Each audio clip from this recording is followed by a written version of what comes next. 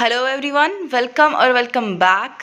तो यूएस ने कंसर्न जताया है इंडियाज़ पार्टिसिपेशन को लेकर इन वोस्टोक 2022। इंडिया ने वैसे भी जो इनकी नेवल ड्रिल्स थी उसमें पार्टिसिपेट करने को मना कर दिया था रशिया को, और सिर्फ लैंड वाली जो ड्रिल्स है उसमें पार्टिसिपेशन हो रहा है।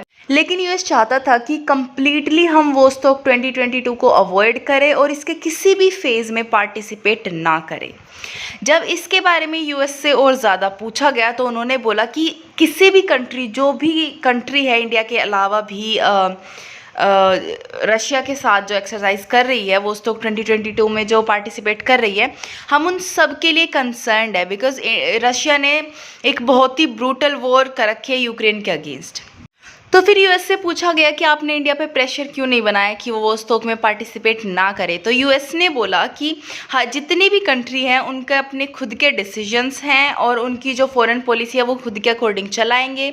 तो मैं इस बात को यहीं ख़त्म करता हूँ, और इंडिया ने भी ऐसा ही करा है। हम बस चाहते थे कि वो ना करे, बट ठीक है, वो उनका डिसीजन है, तो इसलिए हम इसमें कोई इंटरफेरेंस नहीं पैदा करना चाहते। अब देखो, यूएस का इस चीज़ को लेके कंसर्न होना बिल्कुल सही है, because of the increasing relationship between Russia and China. Russia और चाइना की अगर मैं बात करूँ ना, तो इन दोनों ने बोल दिया है कि हमारे बीच नो लिमिट पार्टनरशिप है। रशिया और चाइना के बीच डिफेंस टाइज ऑफ कोर्स बढ़ रहे हैं, और जब यूक्रेन का केस हुआ था तो चाइना ने रशिया को क्रिटिसाइज़ करने से मना कर दिया था, और इंस्टेड उन्होंने यूएस और नाटो को बोला था कि आप लोगों ने प्रोवोक करा है रशिया को यूक्रेन के अगेंस्ट इतना ब्रूटल एक्शन लेने को। और अभी कुछ दिन पहले जो नैन्सी पेलोसी ताइवान में गए थे, उसको लेते हुए रशिया ने चाइना को बैक करते हुए बोला था कि ये ऐसी ही हरकत है जो यूएस ने यूक्रेन के केस में करी है, और सेम उन्होंने ताइवान के केस में करी है, कि ऐसे ही वो इंटरफेरेंस अपना यूक्रेन में दिखा रहे हैं और ऐसे ही वो इंटरफेरेंस अपना ताइवान में दिखा रहे हैं। तो इन सब न्यूज़ से ये तो पता चलता है कि इन दोनों की पार्टनरशिप बहुत ज़्यादा बढ़ रही है इन एवरी पॉसिबल वे। फिर अभी कुछ दिन पहले पब्लिकली दोनों ने बोल भी दिया है कि हमारी नो लिमिट पार्टनरशिप है। अब देखो, ये न्यूज़ चाइना ने जब बोला था कि मेन इंस्टिगेटर जो है ना यूक्रेन में वॉर का, वो यूएस है, मतलब उन्होंने स्ट्रेट फॉरवर्ड तरीके से यूएस को ब्लेम कर दिया था। इवन रशिया ने तो यूएस को वार्न तक कर दिया था कि अगर उन्होंने कोई भी प्रोवोकेटिव मूव लिया चाइना की तरफ तो हम भी एक्शन लेंगे। अब देखो, इन सब में इंडिया का क्या रोल आ जाता है। सबसे पहले, इंडिया ऑलरेडी कंसर्न्ड है about the ties between Russia and China. Russia और चाइना के जो बढ़ते रिलेशंस हैं वो हमारे लिए वैसे भी ठीक नहीं है। China has always been against India, and अब रशिया उसके साथ इतने रिलेशंस बढ़ाएगा तो हमारे लिए अच्छा नहीं है। तो इसलिए हमें बैलेंस करके चलना पड़ता। अगर हम ऑल टुगेदर पूरे वोस्तोक को मना कर देते तो रशिया पे बहुत ज़्यादा प्रभाव पड़ता है इस चीज़ का, और इससे चाइना और रशिया के रिलेशंस बढ़ने के साथ साथ हमारे और रशिया के रिलेशंस में थोड़ा सा निगेटिव टर्न आ सकता था। तो इसलिए इंडिया ने ये बेटर समझा बैलेंस अप्रोच लेना, कि हम वोस्तोक में जाएंगे लेकिन सिर्फ फेज़ 1 में।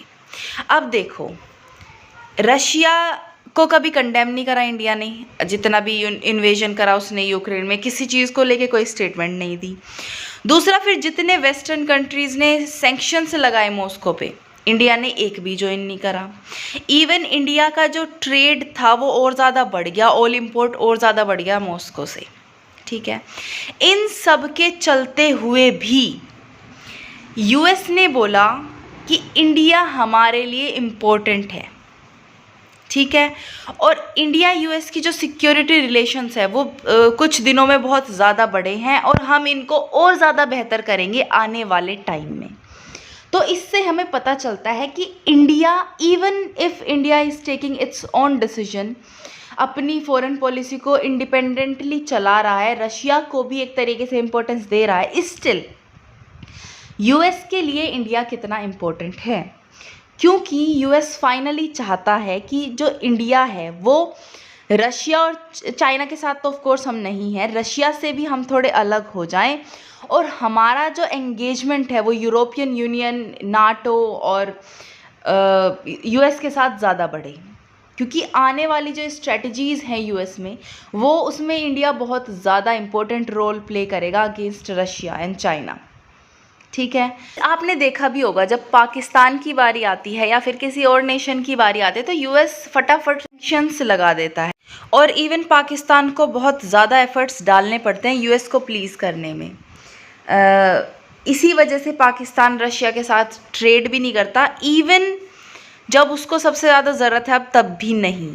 उसको चीप चीज़ों की, चीप ऑयल की सबसे ज़्यादा ज़रूरत है, लेकिन तब भी पाकिस्तान नहीं इंपोर्ट कर सकता क्योंकि यूएस एकदम से एक्शन ले लेता है। लेकिन when it comes to India, US कोई भी एग्रेसिव स्टेप नहीं लेता, क्योंकि बहुत इंपॉर्टेंस रखता है इंडिया यूएस की स्ट्रेटजीज़ के लिए। ठीक है, so this was the news for you guys. I hope you like this video. If you did, please give it a thumbs up and subscribe to my channel, and I will see you in the next video. Till then, stay happy, healthy and bye.